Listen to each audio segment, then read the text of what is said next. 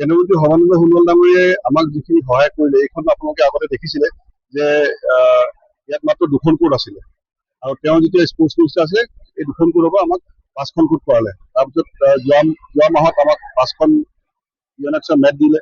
ত' এইবিলাক দিয়াৰ বাবে এই আন্তৰিক গাঁথনিবিলাক ভাল কৰাৰ বাবে আমি এই টুৰ্ণামেণ্টখন অনুষ্ঠিত কৰিব পাৰিলো।